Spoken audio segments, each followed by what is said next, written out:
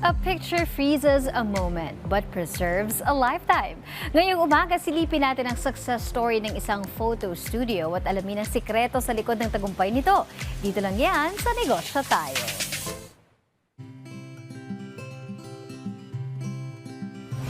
We're very excited to know more about your business story. Paano ba nagsimula? Nag-start kami as a hobbyist lang. And then nag-hire kami ng photo team para sa first birthday ng first baby namin. Doon nag-come out yung frustration namin na hindi kami nakokontento pag pumupunta kami sa mga studio. Napo-frustrate kami Frustrate. na parang kulang yung bigay sa aming output. Oo. na Limited yung shots, ang ganyan. bilis-bilis. Ganun. So since marunong naman din, nakaintindi man din po ako sa camera that time, so naisip namin bakit hindi natin i-pursue na Bumili ng sarili muna para kami na mag-shoot sa baby namin. Pero hindi pa namin talaga ninegosyo sa first baby namin. Nung may second baby na kami, nahirapan na akong bumalik sa work. And then, naisipan ko na dito na lang ako sa bahay, i-pursue na natin, gawa na ako ng page, pursue na natin yung photo video.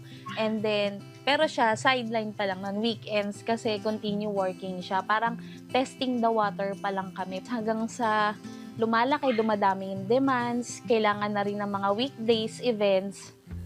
So, dun napasok na magre-resign na rin siya.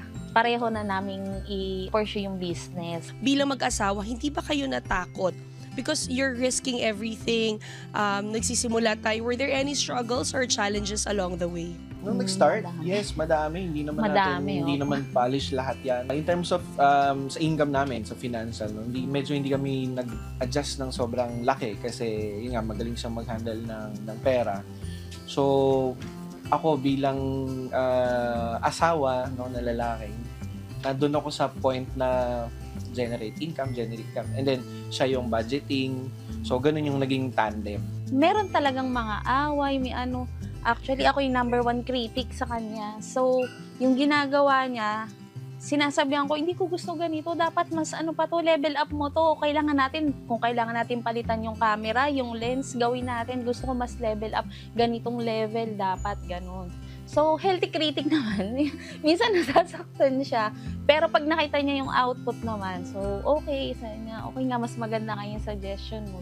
Ano yung masasabi ninyong lesson na natutunan niyo when it comes to business that you can share with our mga kanegosyo? Ang pagninegosyo, hindi naman smooth sailing yan from the start. So, kailangan lang natin magtiwala dun sa ability natin, tiwala sa mga tao sa paligid natin, sa stock up dun sa Kung ano yung nakasanayan nila.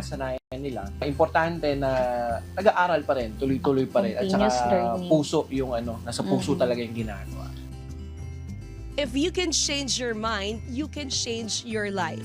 Yan po ang mindset ng ating business owners na sina Nico and Carms Nicolas.